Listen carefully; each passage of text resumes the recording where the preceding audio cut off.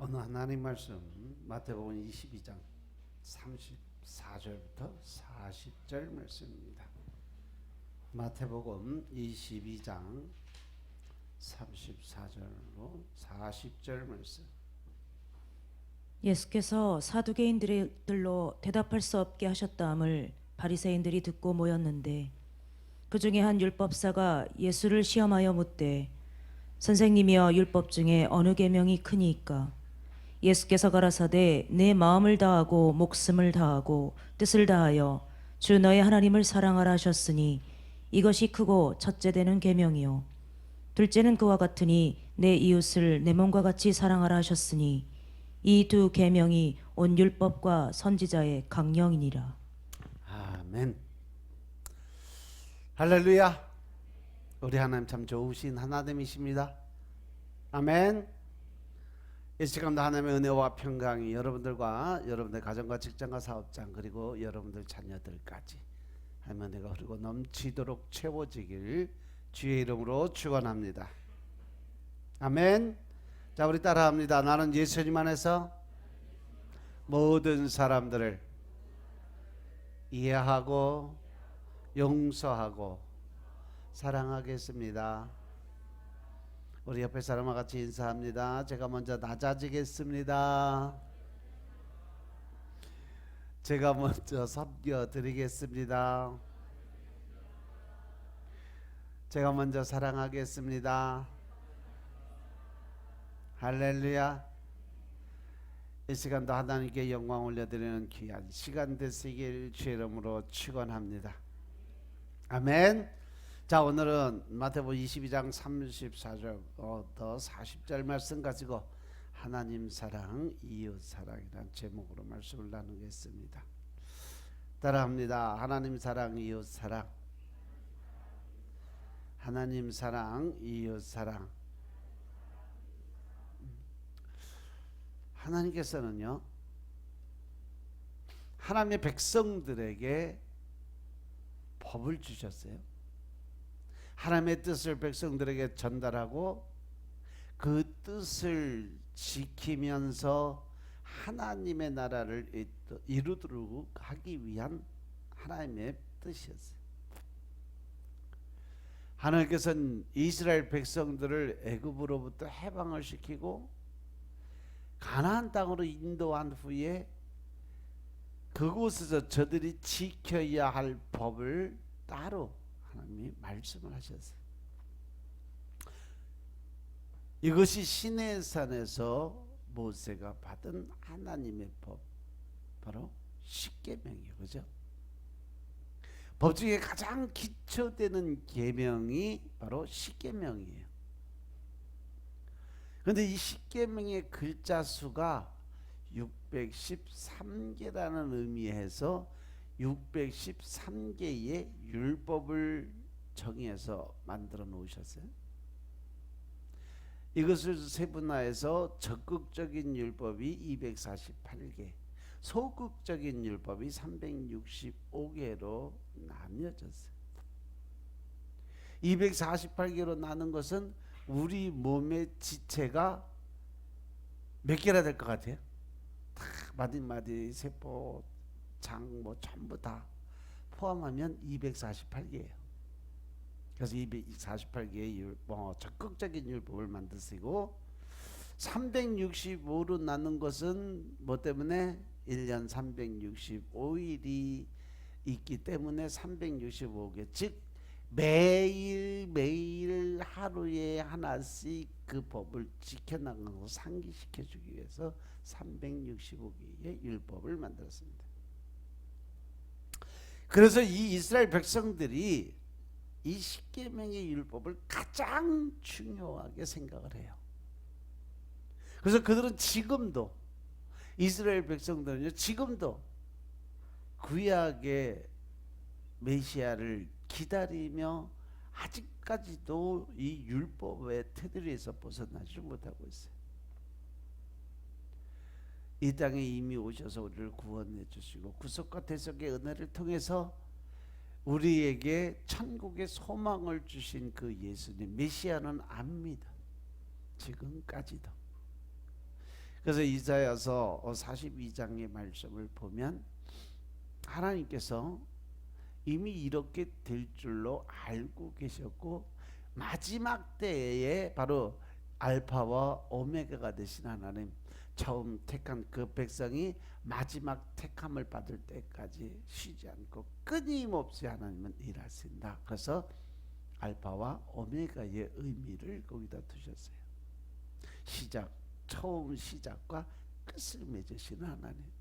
그래서 이 이스라엘의 백성들이 구원을 받을 때까지, 복음이 증거될 때까지 하나님은 지속적으로 그곳의 복음 전도의 사명을 감당케 하셨음을 믿으시기 바랍니다. 아멘. 그래서 이스라엘 백성들이 이 율법을 지키면서 하는 일이 뭐냐? 남을 심판하고 정죄하고 판단하는 일을 주로 많이 해요. 왜? 구약의 율법이 바로 이 심판과 판단과 정죄의 기본 틀을 가지고 있어요.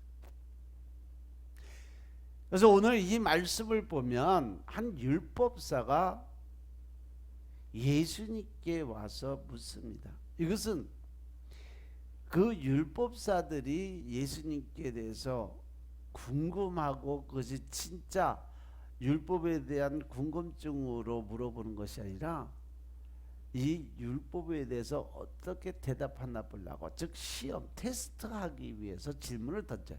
율법 중에 어느 계명이 가장 크니까라고 묻습니다. 그때 예수님이 뭐라고 말씀하시냐면 내 마음을 다하고 목숨을 다하고 뜻을 다해서 주 너의 하나님을 사랑하라. 이 말씀이 구약에 어디 들어있어요? 신명기에 보면 말씀을 그대로 하셨어요. 이것이 크고 첫째 되는 계명이고 둘째는 그와 같으니 내 이웃을 내 몸과 같이 사랑하라. 이 두 계명이 온 율법과 선지자의 강령이니라 라고 말씀하세요. 율법과 선지자의 모든 말씀의 중심, 즉 팩트가 뭐냐? 사랑이라는 거죠. 사랑 안에 들어가 있다라는 거예요. 즉 예수님께서 십계명을 두 계명으로 요약을 해서 10가지의 그 많은 법을 딱 두 가지로 정리를 해준 거예요. 그 두 가지도 알고 보면 한 가지, 오직 하나, 사랑으로 모든 것을 이루어갈 수 있다라는 말씀을 주세요. 그 율법을 보면, 십계명을 보면 앞에 4개는 하나님에 대한 계명이에요. 나 외에 다른 신을 섬기지 마라, 우상에게 절하지 말라, 하나님의 이름을 망령되이 일컫지 말라. 그리고 지금도 예수님께서 끊임없이 강조하셨던 거, 안식일을 거룩하게 지켜라. 주일날 놀러 다니지 말라는 거요. 주일날 딴짓거리 하지 말라는 거요. 주일은요 오직 하나님의 의, 즉 하나님을 생각하고 하나님을 묵상하고 하나님의 일을 위해서, 하나님 나라 의를 위해서, 오직 하나님의 영광을 위해서 살아갈 수 있는 날로 정해 살아라. 그래서 안식일을 거룩하게 지키라고 말씀하셨어요. 이 4가지 계명을 통틀어서 한마디로 딱 주 여호와 하나님을 사랑하는 계명으로 딱 정리를 해 놓으셨어요. 그리고 5절부터 5계명부터 10계명에는 뭐예요? 사람에 대한 계명이에요. 사람의 계명의 제일 첫 번째가 뭐예요? 내 부모를 공경하라. 근데 요즘 못된 놈의 새끼들이 그냥 부모를 공경하라니까 부모를 공격하라 그래갖고서 맨날 덤벼요. 말대꾸를 하고 끝까지 자기 잘났다고 떠들어. 부모는 공경하는 거예요. 공격하는 게 아니고.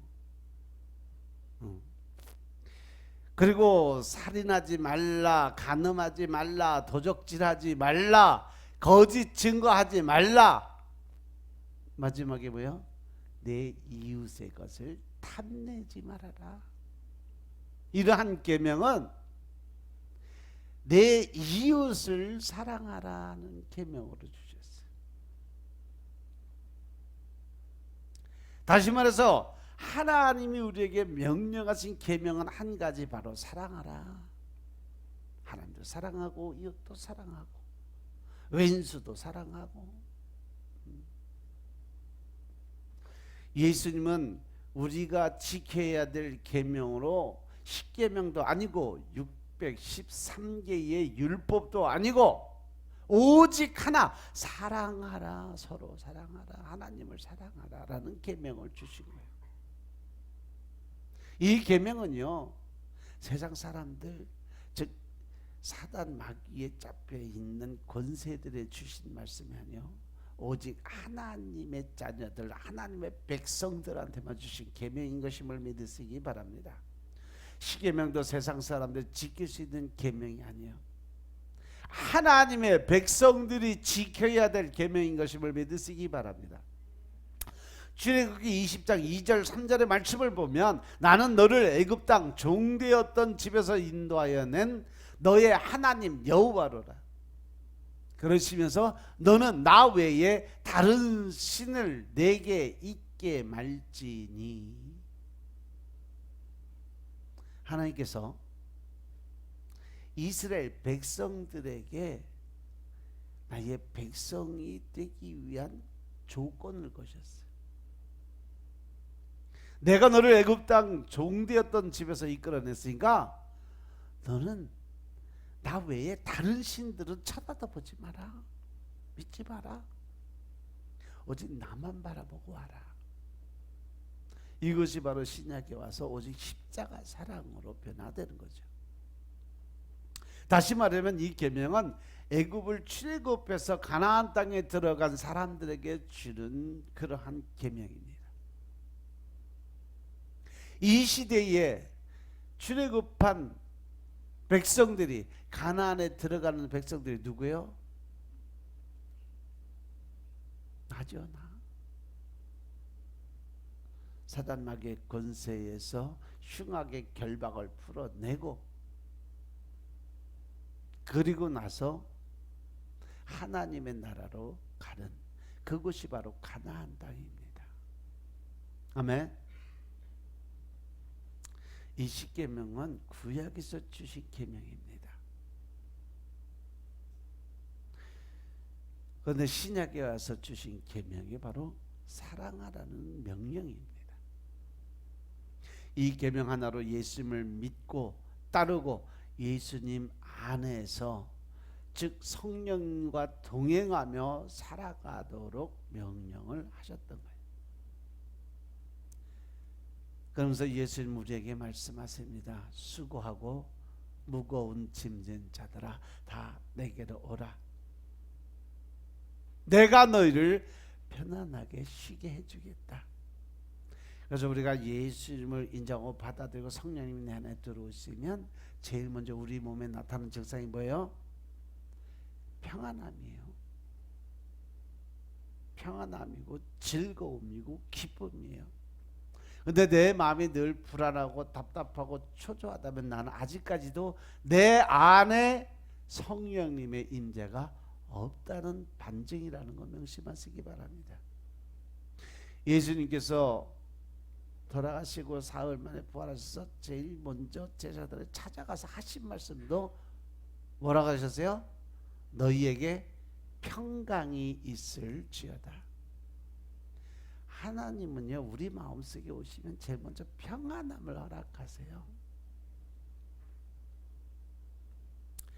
그때 당시 이스라엘 백성들에게 예수님이 하신 말씀이 수고하고 무거운 짐진 자들은 다 내게로 오라. 내가 너희를 쉬게 해주겠다고 약속하신 것이 마태복음 11장 28절의 말씀이에요. 이 말씀은 두 가지 의미가 있어요. 하나는 우리가 살아오는 인생의 삶에서 날마다 고통을 받는 그 백성들아, 다 내게로 오라는 거죠. 또 하나는 이 율법의 멍에 아래서 고통받는 내 백성들아 다 내게로 오라는 의미가 있습니다. 저들의 매일매일의 삶이 무거운 짐이고 수고입니다. 그러나 그보다 더 무거운 짐이 있어요. 그들이 가지고 있는 것은 이 머릿속에 생각에서 들어오는 율법의 멍이에요. 뭘 지켜야 되고 뭘 하지 말아야 되고, 구약의 율법에 보면 거의 하지 말라 하지 말라 하지 말라 하지 말라,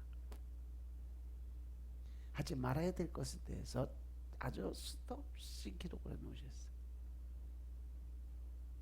그런데 신약에 와서 예수님은 뭐라고 말씀하세요? 이렇게 하라. 신약에는요 하라 하라 하라 하라 하라 되어 있어요.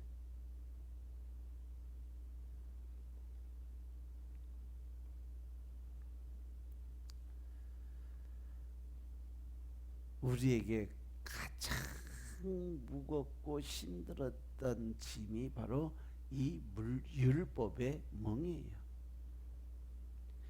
그래서 율법은 지키려고 해도 지킬 수가 없고, 지키면 지킬수록 내 안에 죄인됨의 탄식이 저절로 우러나오게 됐어요. 그래서 매일매일 사는 삶이 무거운 짐이고 수고예요. 고통이에요. 왜? 하나 지키다 보면 하나가 잘못되고, 또 하나 지키다 보면 또 하나가 잘못되고. 율법은요, 이 613개 율법을 다 지켜야 천국 갈 수 있다라고 기록. 이 안에 하나라도 범하면 너희들은 천국에 올 수 없다라고 기록이 돼 있어. 그래서 하나라도 죄를 범하지 않기 위해서 매일 말씀을 상고하고 그 안에서 내가 죄 안 짓기 위해서 노력하는 삶을 살아야 된다는 결론이 나와요. 그런데 우리가 살아가면서 진짜 마음속에까지 죄를 안 짓고 살 수 있을까? 아무도 못해요. 이 가련한 백성들에게 율법의 자유와 하나님의 평안을 주기 위해서 예수님이 직접 내려오신 거죠. 그리고 수고하고 무거운 짐진 자들을 다 내게로 오라라고 말씀하시면서 내가 너희를 편안하게 쉬게 해주겠다고 약속을 하십니다. 왜? 나는 마음이 온유하고 겸손하니까. 그 무겁고 힘든 그 모든 멍에를 나한테 맡기고 내가 너에게 주는 그 쉬운 편안한 내 멍에를 메고 나한테 와서 배워라 라고 말씀하십니다. 그러면 예수님이 지고 계신 멍에는 무슨 멍에일까? 내 멍에를 메고 내게 와서 배우라고 하시는데, 예수님이 가지신 멍에는 뭘까? 바로 사랑의 멍에예요. 율법은 지키면 지킬수록 무겁지만 사랑이라는 것은 행하면 행할수록 가벼워져요. 왜? 그 사랑이라는 것은 뭐요? 나누고 베푸는 거니까.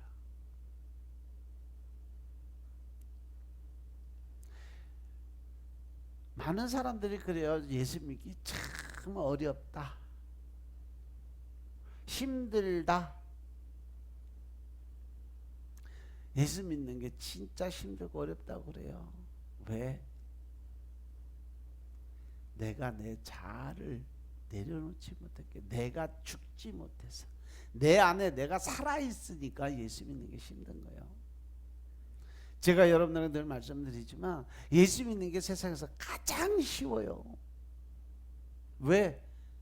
내가 생각할 필요가 없으니까. 하나님이 그냥 하라면 하고 하지 말라면 안 해버리고, 야 너 그거 잘못됐으니까 뒤로 돌아, 그러면 그냥 딱 놔두고 나와버려요. 그 안에 아무리 좋은 거, 아무리 큰 거, 뭐 몇천 몇억의 돈다발이 있다고 그래도 놔두고 돌아 나오면요, 하나님은 하나님 백성들이 결코 손해보는 일을 안 만들어 주세요. 반드시 그보다 더 큰 축복으로 채워주신다는 사실 명심하시기 바랍니다. 우리가 자신의 어떤 명예나 부의 그 욕심이 생겨서 하나님의 뜻이 아니고 하나님의 명령이 아닌지도 알면서 끝까지 달려 들어가면요, 결국 남는 거 없어요. 하나님 훅 불어버리면 다 날아가요. 명심하시기 바랍니다. 우리가 율법적으로 생각을 하고 신앙생활을 하려고 하니까 그게 어려워지는 거예요. 또 자아의 모습으로 살려고 하다 보니까 그게 힘든 거예요. 그런데요, 우리가 순종이나 너희는 여호와의 말씀에 순복할지어다, 하나님의 말씀에 내가 순종하고 복종하는 삶을 살아가면요, 즉 사랑을 가지고 신앙생활 하다 보면요, 진짜 믿음생활, 신앙생활 어려운 거 하나도 없어요. 너무 쉬워요. 우리가 하나님을 사랑하기 때문에 예배를 드리고 하나님을 사랑하기 때문에 나가서 복음 전도하고 하나님 사랑하기 때문에 하나님 말씀을 지키고 살아가면 그 신앙생활이 쉬워지는 신앙생활이요. 그 안에 욕심이 들어가니까, 자기의 자기 방법이 들어가니까, 내 뜻, 내 생각이 들어가니까 하나님의 말씀과 대적이 돼. 왜? 하나님의 말씀 안에는요, 사단 마귀는 늘 대적하게 돼 있어요. 그래서 요한일서 4장 7절 8절의 말씀처럼 사랑하는 자다, 우리가 서로 어떻게 해라? 사랑하자라고 하잖아요. 왜? 사랑이 바로 하나님께 속한 거니까 사랑하는 자마다 하나님께서 난 자고, 하나님을 알고 사랑하지 아니하는 자는 하나님을 알지 못한다. 왜? 하나님이 곧 사랑이시니까. 아멘. 우리가 진정한 사랑을 깨닫고 하나님의 은혜를 깨닫고 하나님이 어떤 분인지 알고 나면 하나님이 나를 사랑해 준 것처럼 내가 다른 사람을 사랑할 수밖에 없다. 왜? 그것이 진리니까. 그게 명령이니까. 우리가 서로 사랑하자. 사랑은 하나님께 속한 것이니 사랑하는 자마다 하나님께로 나서 하나님을 알고, 즉 하나님을 아는 사람들은요, 이웃을 내 몸과 같이 사랑할 수 있는 마음이 저절로 생긴다는 거예요. 아멘. 그런데 그것을 지키지 못하는 사람, 즉 다시 말해서 남보다 더 잘나고 싶고 더 높아지고 싶고 더 좋은 걸 갖기 위해서 노력하는 삶을 살아가고, 이러한 것들이 사단 마귀가 갖는 생각이라는 거죠. 하나님께로 난 자들은 하나님의 본성인 사랑을 받았기 때문에 남도 사랑할 수 있다는 거죠. 그렇게 따르고 순종하다 보면 결국은 어떠한 일인지 쉬운 일이 일어날 수밖에 없다. 그래서 요한복음 13장 34절 35절에 보니까 뭐라고 되어 있냐면, 내가 너희에게 새 계명을 주겠다라고 말씀하세요. 그 새 계명이 뭐냐? 서로 사랑하라는 거죠. 내가 너희를 사랑한 것 같이 너희도 서로 사랑하라.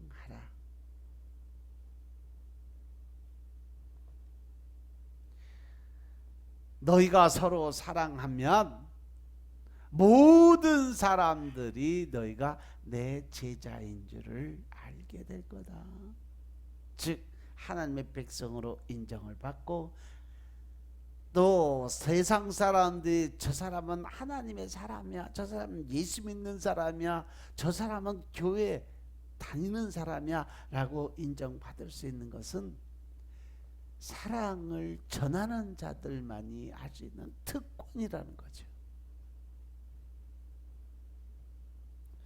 예수님께서 제자들에게 서로 사랑하는 계명을 주셨다. 이것을 새 계명이다 라고 말씀하세요. 서로 사랑하라는 계명은 가장 큰 계명이고 새 계명이고 가장 지키기 쉬운 계명이다라는 말씀이죠. 로마서 13장 8절의 말씀에도 사도 바울이 뭐라 그러냐면 피차 사랑의 빛 외에는 아무에게든지 아무 빛도 지지 마라. 남을 사랑하는 자는 율법을 다 이루었느니라. 율법의 완성은 뭐다 그러면 사랑이다.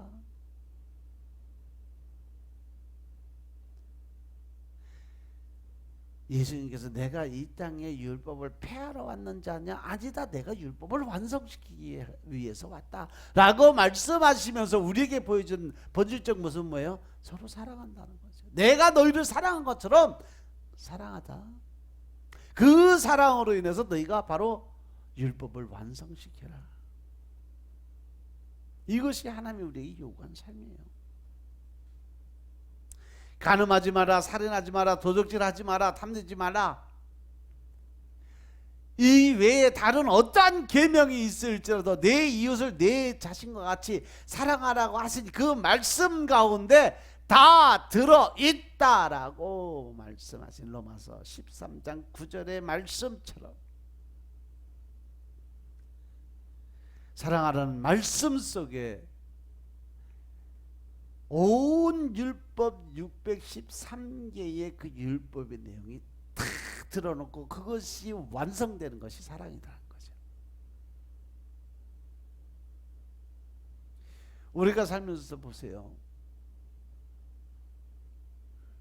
부모를 진짜 사랑하는 사람이 부모님에게 불효를 저지를까? 서로 진짜 사랑한 사람들이 살인을 할까요? 사랑한다고 하면서 남의 거 훔치고 도적질 할까요? 로마서 13장 10절의 말씀 보면 사랑은 이웃에게 뭐를 행치 아니한다? 악을 행하지 않는 것이 사랑이라고 그래요. 남을 헐뜯고 판단하고 비판하고 정죄하고 이것이 헐뜯는 거예요. 저 사람은 뭐 다 좋은데 뒤에 가서 마귀짓 하잖아. 이게 안 좋아. 다 좋으면 좋은 걸로 그냥 끝나세요. 왜 거기서 끝에 가서 안 좋아는 왜 붙여?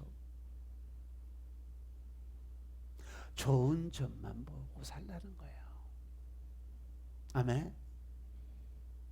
그래서 사랑은 이웃에게 악을 행치 아니하나니 그러므로 사랑은 뭐다?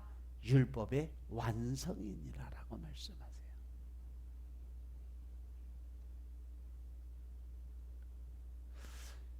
유명한 뇌성마비 송명희 시인이 하나님의 사랑을 깨닫고 이런 시를 썼어요. 사랑이 오셨기에 내가 사랑을 알았고 사랑을 주셨기에 사랑을 받았으며 사랑을 가르쳤기에 내가 사랑을 압니다. 하나님은 사랑이시니 내가 사랑을 만날 수 있습니다. 그가 사랑으로 보내셨으며 그가 사랑으로 오셨고 그가 사랑으로 십자가에 죽으셨으며 사랑을 모르는 우리는 그 사랑으로 인하여 살아갑니다. 하나님을 사랑하며 이웃을 사랑하며 자기를 사랑하며 살아간다라는 고백을 드려요. 어려서 뇌성마비에 걸려서 세상과 담을 쌓고 살았던 사람도 별로 만나지도 못하고 말 한마디 하기 위해서 온갖 몸에 있는 힘을 다 끌어모아야 한마디 하시는 분. 그럼에도 불구하고 그가 하나님의 사랑을 받고 그것을 깨닫고 그것을 나누고 베풀기 위해서 안간 힘을 쓰니까 성령님이 그에게 무한한 하나님의 지혜와 지식과 총명으로 채워주세요. 그래서 세상을 알지도 못하는 그가 특별한 하나님의 은혜를 깨닫고 느끼고 살아간다는 고백이 나라는 찬양이에요. 내가 가진 재물 없고 내가 가진 지식 없지만 난 특별한 하나님의 사랑을 받고 산다. 남들이 듣지 못하는, 남들이 보지 못하는 그러한 모든 걸 내가 듣고 배우고 또 그것을 나타내는 삶을 살 수 있는 특별한 은사와 능력을 하나님께서 내게 주셨다는 고백의 찬양, 그것이 나라는 찬양이에요. 그래서 그분의 시, 그분의 찬양들을 보면요, 늘 그 안에 뭐가 넘치냐? 감사가 넘쳐요. 모든 찬양의 끝에 중간에 사랑 아니면 감사가 딱 들어가 있어요.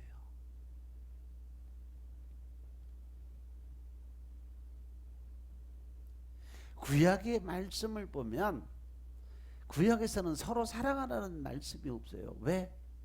구약에서는 사랑을 알지 못했기 때문에.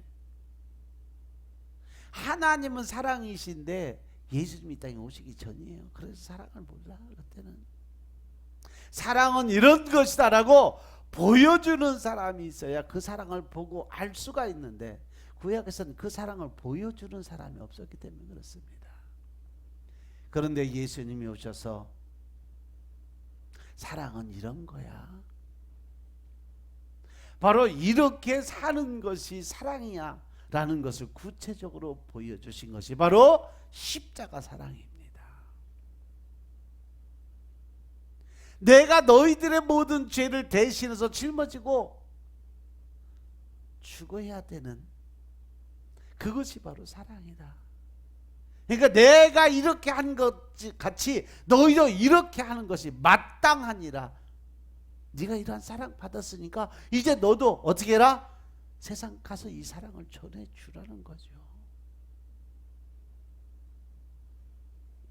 내가 너희를 사랑한 것 같이 너희도 서로 사랑하라, 이렇게 말씀을 하셨던 겁니다. 그러면 서로 사랑한다는 것은 무엇일까? 첫째, 서로 사랑을 하게 되면 하나님께 영광이 됩니다. 아멘. 우리의 사는 목적이 하나님의 나라와 그 의를 위해서, 하나님의 영광을 위해서라고 말씀을 하신다면 서로 사랑함으로 인해서 하나님께 영광을 올려드린다는 거죠. 왜냐하면 하나님의 그 본성이 뭐예요? 사랑이세요. 하나님은 곧 사랑이시니라. 사랑으로 이 세상을 창조하셨고 사랑으로 이 세상을 지금도 운행하세요. 요한일서 4장 7절 8절의 말씀을 보겠습니다. 요한일서 4장 7절 8절의 말씀입니다. 사랑하는 자들아, 우리가 서로 사랑하자. 사랑은 하나님께 속한 것이니 사랑하는 자마다 하나님께로 나서 하나님을 알고, 사랑하지 아니하는 자는 하나님을 알지 못하나니 이는 하나님은 사랑이심이니라. 아멘. 사랑을 아는 사람들은 하나님을 아는 사람이고, 사랑을 모르는 사람은 하나님을 모르는 사람이라고 말씀하세요. 그죠? 따라서 서로 사랑하라는 계명은 그리스도와 함께 살아가는 성도들에게 주시는 계명입니다. 하나님께서 신의 산에서 주신 율법에는 서로 사랑하라는 그러한 계명이 없어요. 그러나 예수 그리스도를 보내시고 그리스도가 사랑은 이런 것이다 라고 하시면서 사랑의 모습을 우리에게 보여주셨기 때문에 우리들이 그 모습을 보고 따라가면서 서로 사랑할 수 있게 만들어 주셨다는 거죠. 그래서 요한일서 4장 11절의 말씀처럼 사랑하는 자들아, 하나님이 이같이 우리를 사랑하셨은즉 우리 서로 사랑하는 것이 마땅하도다라고 기록이 되어 있는 거예요. 하나님의 사랑을 받은 것을 느끼고 깨달았으면 이제는 내가 사랑하는 자리에 들어가라는 거죠. 예수님이 내 죄를 대신 지고 십자가에서 돌아가신 것처럼 이제는 내가 그 심령을 가지고 사랑하는 마음을 전파하라는 겁니다. 우리는 이제 최고의 계명을 받은 사람들이요, 아무에게나 이러한 계명을 주시지는 않는다는 사실 명심하시기 바랍니다. 이것은 최고의 은혜를 받은 사람들에게 주시는 명령입니다. 성 어거스틴이 마귀의 자녀와 하나님의 자녀를 구별할 수 있는 유일한 것이 뭐냐? 사랑을 하느냐 못하느냐.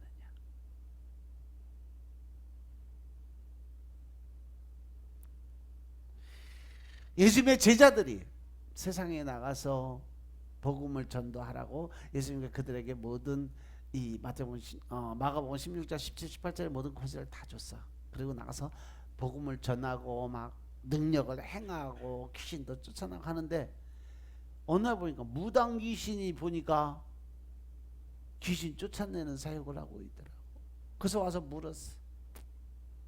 예수님, 세상에 나가니까요 마귀 사탄의 권세들도 귀신을 쫓고 병을 고치더이다라고 얘기하니까 뭐라 그래요? 예수님이 마귀도 그것은 할 수 있느니라. 사탄 마귀도 찬양 드릴 수 있어요. 능력 행함 할 수 있어요. 형식적인 예배 와서 앉아 있어서 드릴 수 있어요.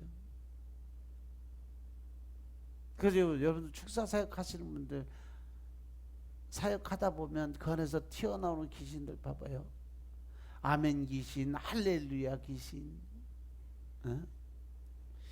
또 찬양 부르는 귀신, 골고루 다 기어나가요.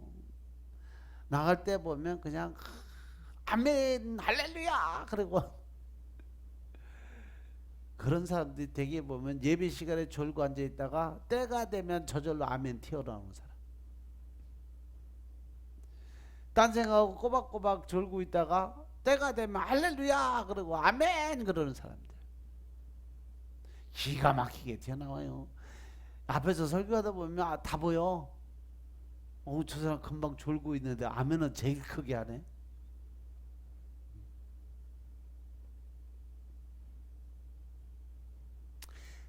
딱 하나 사단 마귀가 할 수 없는 게 있어요. 뭔지 아세요? 사랑하는 것만큼은 못해요. 그래서 마귀 사단들이 잡힌 사람들 보면요, 늘 보면 남을 판단하고 정죄하고 심판해요. 저 사람 뭐가 안 좋더라, 뭐가 안 좋더라. 저 사람은 다 좋은데 이게 안 좋더라. 칭찬하는 것 같은데 나중에 보면 헐뜯는 거죠. 그게 교묘한 마귀 술법이에요. 자기 마음에 들면 기분 좋고 자기 그 마음 자기 뜻대로 조금이라도 안 되면 그것 때문에 훅 올라오면 그 사람에 대한 안 좋은 것들 계속 끄집어서 팍 아주 요즘엔 한마디 하면 전 세계적으로 퍼져요. 인터넷이 있어가지고. 여러분들 여기 예배 드리는 거예요. 전 세계 사람들이 다 보고 있어요.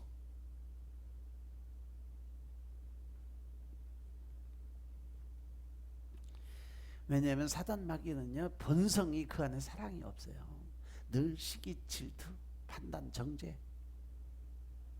우리가 예배 드릴 때는 같이 이렇게 앉아 있으면 알곡인지 쭉정인지 알지 못해요. 그런데요, 그 사람의 말과 행동을 보면 저게 마귀 새끼인지 하나님의 사람인지 구분이 확연하게 드러나요.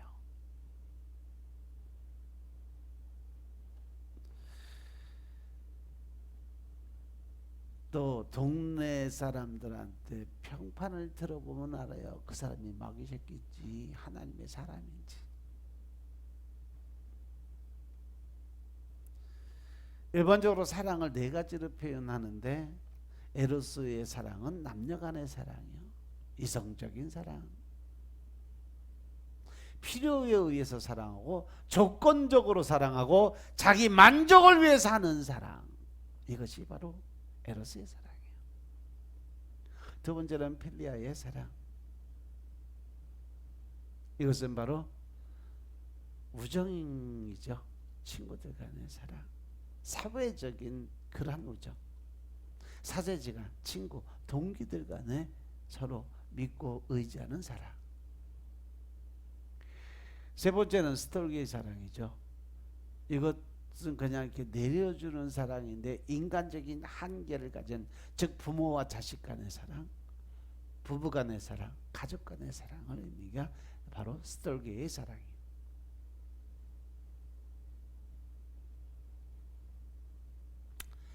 마지막으로 아가페의 사랑이 있습니다. 이 아가페의 사랑은 희생적 사랑을 이야기해요. 가치 없는 사람에게 주는 사랑. 그래서 자비라고도 말하고 대가 없이 그저 나누고 베푸는 사랑이기 때문에 은혜라고도 표현을 합니다. 그래서 우리가 하나님의 뭘 받은 자다? 은혜를 받은 자라고 표현을 하는 겁니다. 스웨덴의 감독이었던 니그렌이 사랑함으로 가치를 창조하는 사랑이 진정한 아가페다. 사랑을 하기 때문에 가치를 창조한다는 것은 자기 희생적 가치를 의미해요. 그리고 가치가 있어서 사랑하는 것은 에로스고, 가치가 없음에도 불구하고 사랑함으로 가치를 창출해내는 사랑을 아가페라고 표현을 했어요. 두 번째로 사랑한다는 건 뭐냐? 사랑을 하면요 행복해진다는 거죠. 늘 그 마음에 뭐가 흘러넘쳐요? 기쁨이, 즐거움이. 인간의 행복은 서로 사랑하는 데 있어요. 사랑하지 않으니까 마음이 늘 불안하고 답답하고 초조한 거예요. 그러니까 늘 마음속에 피해의식을 갖고 살아요. 무엇 때문에? 자기 합리화적인 핑계의식. 왜? 그 안에 사랑이 없어서 평안이 없기 때문에 그렇습니다. 여러분들이 행복하게 살기를 원한다면 그냥 사랑하고 사세요. 그 사람이 어떻게 살든 저 사람이 어떻게 살든 늘 여러분에게 말씀드리잖아요. 그냥 그러려니 하세요. 살다 보면 그럴 수도 있지 뭐. 그러고 그냥 넘어가세요. 남의 허물을 마음속에 품고 그것을 이렇게 생각하고 살아가면요 나만 피곤해져요. 그 사람은 잘못한 거 한 번 하고 그냥 잊어버려요. 근데 나는 마음속에 품고 있으면 나는 늘 그것 때문에 죄짓고 살아가는 거예요. 그러니까 힘들고 어려운 인생이 되는 거예요.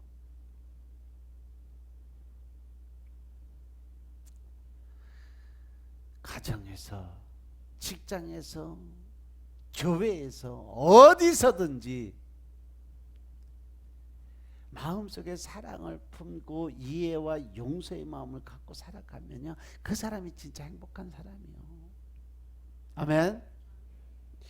잠언 15장 17절의 말씀 보면 뭐라고 되어 있냐면, 여간 채소를 먹으며 서로 사랑하는 것이 살찐 소를 먹으며 서로 미워하는 것보다 낫다라고.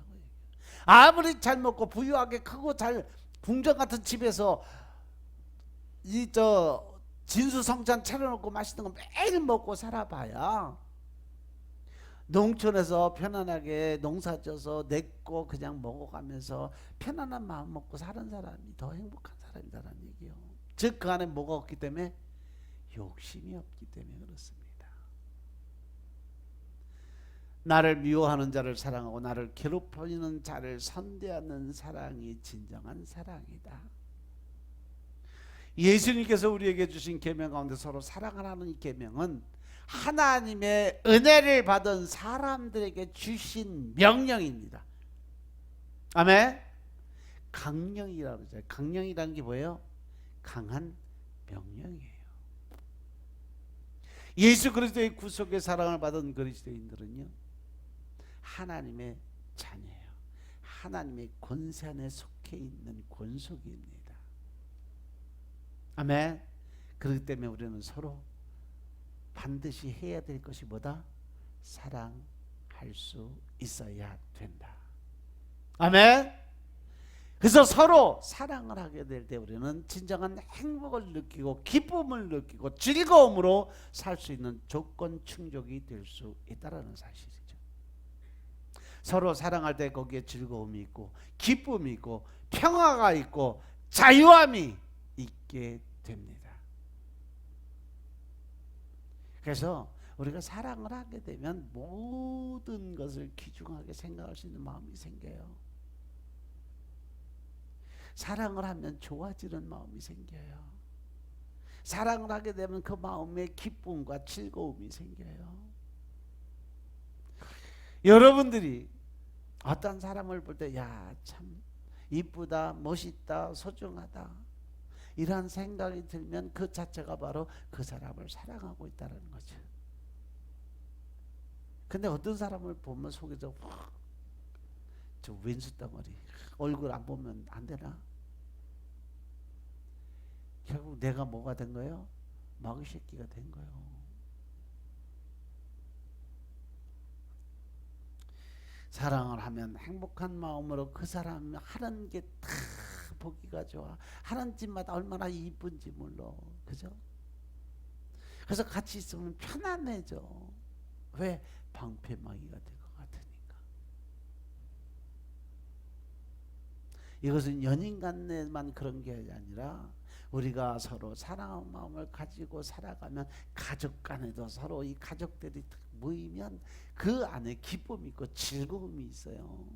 서로 위해주고 싶고, 또 어떤 가족의 한 사람이 좀 어려운 일이 있으면 십시일반 도와서 그 사람이 그 어려움을 헤치고 나갈 수 있게 서로 도울 수 있는 그런 마음들이 있어야 된다는 거죠. 이것이 바로 사랑이에요.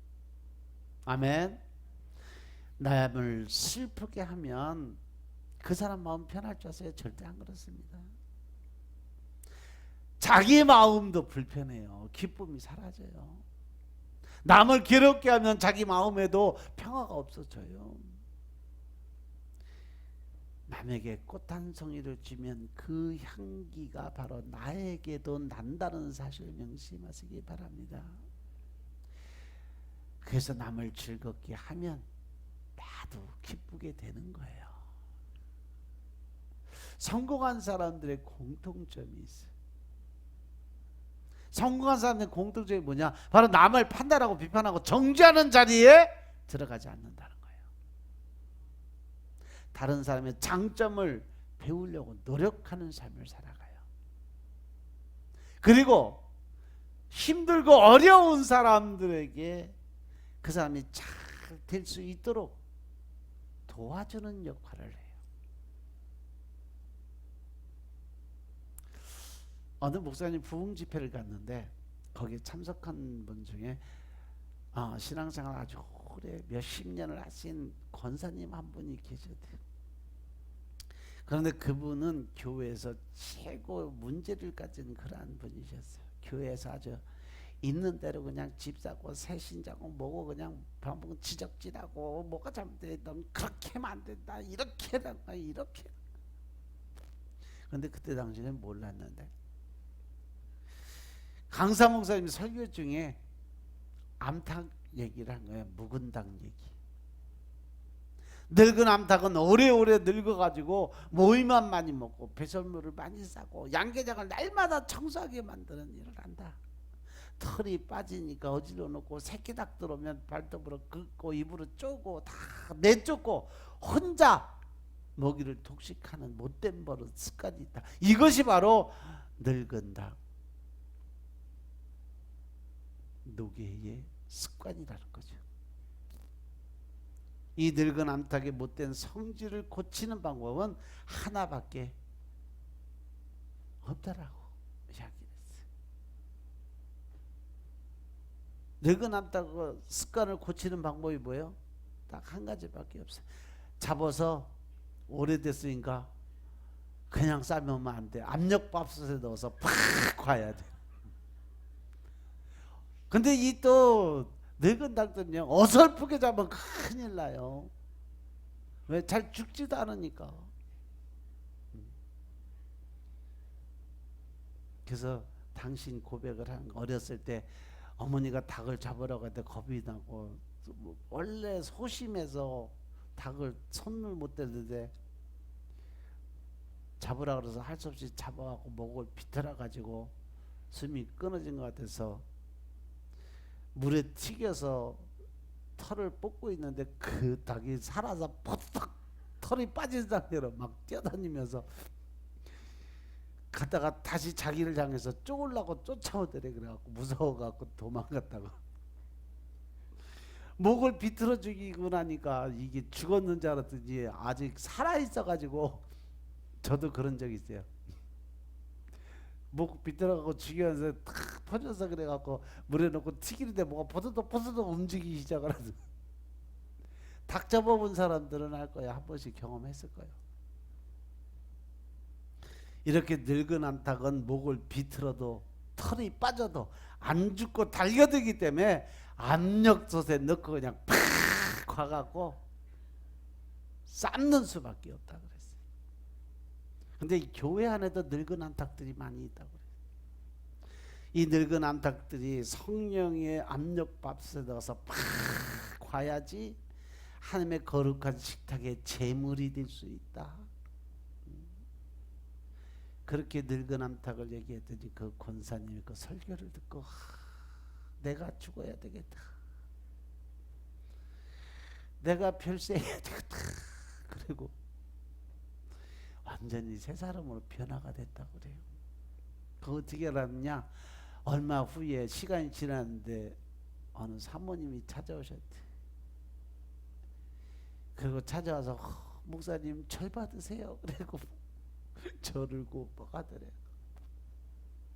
그래서 누구시냐고 왜 그러시냐고 그랬더니 저희가 목사님 때문에 살았습니다. 그 권사님이 온 교회 성도들을 하도 쪼아대는 통에 하루도 편할 날이 없었는데 부흥집에 갔다가 목사님 설교 듣고 완전히 새 사람 돼서 지금 얼마나 열심히 헌신하고 봉사하는지. 그래서 교회에는요 늙은 교인이 있으면 안 돼요. 늙은 교인이라서 나이 많은 권사님이나 신앙생활 오래 한 성도들한테 하시는 말씀 아니에요. 늙은 교인. 이 노계들은 뭐냐? 늙는다는 것은 물론 뭐 외모도 있는 거지만 외모하고는 상관이 없어. 왜? 하나님들 마음의 중심을 보시는 하나님이시니까. 즉 다시 말해서 마음이 늙은 사람. 그 사람이 누구냐? 신앙생활을 하고 말씀을 먹고 기도를 열심히 드리는데 이 마음이 하나도 안 변하는 사람. 이게 노게요. 이게 늙은 암탉이요. 그런 사람들이 대개 보면 뭐요? 뒤에서 뒷담 수근수근 헐뜯고 비판하고 판단하고 정죄하고 교회 분리시키고 이러한 일을 하는 게 노게요. 못된 암탉이요. 늙은 암탉.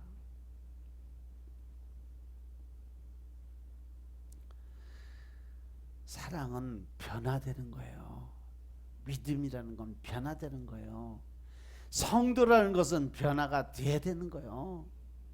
사랑은 고침을 받는 게 사랑입니다. 이 세상에는 고칠 수 없는 것이 있고 고칠 수 있는 것이 있어요. 우리는 과거를 고칠 수 없어요. 부모 고칠 수 없어요.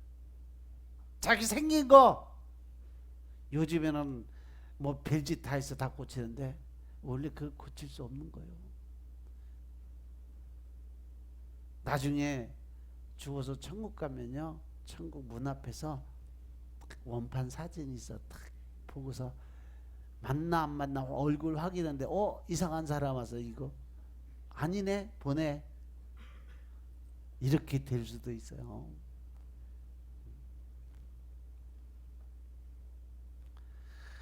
죽음도 우리가 고칠 수가 없어. 그죠? 근데 딱 고칠 수 있는 거 있어. 뭐요? 그 사람이 성격. 사람은 죽어도 안 변한다 그러죠? 변해요. 내가 변한 거 보면 변해요. 저도 대단했거든요. 근데 하나님이 40일 금식을 3번씩이나 시켜가면서 21일 금식을 17번이나 시키면서 다듬고 결국은 이 자리에 오게 만드시더라고. 부정적인 생각 갖고 있는 거, 남을 판단하고 비판하고 정죄하는 거 갖고 있는 거 변할 수 있습니다. 고칠 수 있습니다. 어떻게 되면 예수님 안에, 말씀 안에 성령의 세례를 받으면 다 변화가 됩니다. 그래서 고린도서 5장 17절 말씀, 보라 이제 너는 새 것이 됐다. 썩어진 옛것을 다 벗어버려라. 지나간 거 다 잊어라. 이사야 43장 18절 말씀이야. 하나님이 이제 새 일을 행하고 새 능력을 행하게 만들어 주니까 그 안으로 들어가라고 말씀하시잖아요. 제가 목회하면서 크게 두 가지 배웠어요. 하나는 자기를 죽이는 것이 예수님을 닮아가는 것을 깨닫고, 또 하나는 사랑이 바로 내가 살아가는 진리라는 걸 깨달았어요. 그래서 사랑을 깨닫고 실천하고 살려고 노력을 해요. 마지막 세 번째, 사랑하면 다른 사람을 살릴 수 있습니다. 예수님의 모든 진리는 사랑으로 통하고 있어요. 우리가 사랑을 실천할 수 있는 방법은 자기를 죽이는 길밖에 없습니다. 이렇게 될 때 자기도 살고 남도 살고 가정도 살리고 사회도 살릴 수가 있는 능력이 있어요.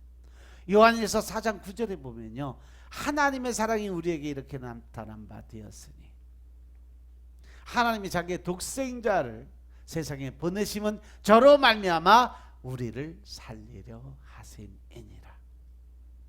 하나님이 어떻게 우리를 살리세요? 예수님께서 부활하셔서 주님도 살고 나도 살게 만들어 줍니다. 그러기 위해서는 예수님 먼저 죽어야 되고 다시 살아나는 부활의 생명을 얻어야 돼요. 예수님이 죽음으로 우리를 살린 것이 아니라 예수님이 먼저 죽고 나서 부활하시니까 우리를 살릴 수 있는 능력이 생긴 거예요. 믿으시면 아멘. 따라서 우리도 예수님처럼 살려면 내가 먼저 뭐 해야 돼? 내가 먼저 죽어야 돼요. 그래서 예수님 안에서 새로운 피조물로 거듭나는 부활의 생명을 얻어야 돼요. 그래서 내가 먼저 사랑의 사람이 되어야 됩니다. 그래야 남을 살릴 수 있는 힘이 생기죠. 내가 죽었는데 어떻게 남을 살릴 수 있는 힘이 생기겠냐는 거죠. 그래서 내가 먼저 변해야 된다는 겁니다. 아멘. 고린도전서 12장 31절에 보면 너희는 더욱 큰 은혜를 삼어 은사를 사모하라. 내가 또한 제일 좋은 길을 너에게 보여주겠다고 약속하십니다. 크면 클수록 좋은 것이 사랑이에요. 많이 가지면 가질수록 좋은 것이 사랑입니다. 제일 좋은 길은 서로 사랑함으로 통할 수 있는 그러한 길이에요. 그리고 만나는 길이에요. 하나님을 만나는 길, 천국으로 통하는 길을 만나는 거, 행복으로 가는 길을 만나는 거, 평안을 얻는 길, 이것이 바로 사람을 살리는 길인 것임을 깨달으시기 바랍니다. 이것이 바로 사랑이에요. 그래서 고린도전서 13장 1절부터 13절에 그 말씀 보면 답이 다 있어요. 내가 아무리 사람의 방언과 천사의 말을 할지라도 내게 사랑이 없으면 소리나는 구리와 울리는 꽹과리가 된다. 아무리 내가 예언하는 능력이 있어서 모든 비밀과 지식을 알고 살아온기만한 모든 믿음이 있을지라도 내 안에 뭐가 없으면, 사랑이 없으면 아무것도 아니다. 내게 있는 모든 것이 구제하고 내 몸을 불사르게 시작하고 내줄지라도 내 안에 사랑이 없으면 아무 유익이 없다. 그러면서 사랑은 이런 것이다라고 말씀하시 4절부터 7절의 말씀이에요. 사랑하면 뭐예요? 오래 참아야 된다. 사랑하면 온유해야 되고 숙이하는 자가 되지 아니하야 되고. 사랑한 사람끼리 자랑하지 않잖아요. 높여주잖아요. 교만한 마음이 없어야 되고 무례하게 행하지 아니하여야 되고 자기 유익, 자기 이익된 거, 어떤 사람들 보면 자기한테 요만큼 손해보는 거 절대 안 해요. 자기한테 요만큼 이익만 되면 아주 죽기 살기로 되더요. 그러한 자기 유익을 구체하고 아니하고 또 성내지 아니하고 악한 것은 아예 생각지도 아니하고 불의를 기뻐하지 아니하고 진리와 함께, 즉 하나님과 예수님과 함께 기뻐하고 모든 것을 참고 모든 것을 믿고 모든 것을 바라고 모든 것을 견디는 것, 즉 마지막에 사랑은 절제다. 성령의 9가지 열매에 나오는 정답이요. 사랑, 온유, 겸손 뭐 하고 쭉 가서 맨 마지막에 절제인 것은 사랑의 완성이 절제이기 때문에. 사랑 언제든지 떨어지지 않냐면 예언도 패하고 방언도 그치고 지식도 패한다. 11절 말씀을 보면 내가 어렸을 때 말하는 것이 어린아이와 같고 깨닫는 것이 어린아이와 같고 또 생각하는 것조차도 다 어린아이와 같지만 내가 믿음 안에서 조금 창상하고 자라나니까 이제는 어린아이의 일을 버렸다고 그랬어요. 어린아이가 웬만큼 자라면 젖병을 띄워버리잖아. 밥 먹잖아. 그게 장성한 사람의 모습이에요. 근데 아직도 우리 교회는 젖병 들고 쫓아다니는 사람들이 많이 있어. 뭔 조그만 일만 생기면 왱! 젖병 가져오라고 소리질러. 우리 하윤이만 그런 줄 알았더니 큰 사람들도 있더라고. 사랑은 우연히 솟아나는 것이 아닙니다. 사랑의 사람이 되게 해달라고 기도하시기 바랍니다. 늘 말씀 안에서 예수님과 동행하는 삶을 사시기 위해 축원합니다. 그래서 자기 성품을 온유하게 만들어야 돼. 강팍한 마음, 싸나운 마음, 남하고 싸우려고 대드는 마음, 절기, 분노, 짜증, 그로 인해서 남을 힘들고 어렵게 만드는 그 마음 다 버리시고 예수님의 성품 온유와 겸손의 마음으로 무장하시기 바랍니다. 남이 잘 되는 것을 투기하지 마시기 바랍니다. 다른 사람의 마음에 상하지 않게 남들 앞에 나 잘 된 거 자랑하지 마시기 바랍니다. 교만하고 무례히 향하는 삶을 버리시기 바랍니다. 이번 한 주간도 여러분들을 사랑의 사람으로 변화시켜 가는 은혜가 여러분들 안에 있기를 주의 이름으로 축원합니다. 일주일 동안 하나님의 사랑 가운데서 그 은혜를 듣고 깨닫고 이제는 나가서 베푸는, 나누고 베푸는 삶을 사시길 주의 이름으로 축원합니다. 아멘. 기도드리겠습니다. 아버지 하나님 감사드립니다. 오늘도 우리가 믿음 안에서 하나님의 뜻과 의를 깨닫고 오직 성령의 인도하심을 느끼고 깨닫고 알게 하시니 감사합니다. 하나님의 은혜 가운데서 우리의 삶이 이제는 주님께 드려진 영광의 삶으로 살아갈 수 주여 축복하시고 성령의 인도하심에 따라 이제는 우리가 나는 죽고 내 안에 계신 예수님으로 살아갈 수 있도록 축복하옵소서. 오직 성령의 임재를 통해서 우리가 새 영 새 마음을 받게 하시고 내 안에 굳은 마음을 제하고 부드러운 마음으로 채워지게 하옵소서. 모든 말씀을 주 예수 그리스도의 이름으로 감사드리며 기도드려 사옵나이다. 아멘.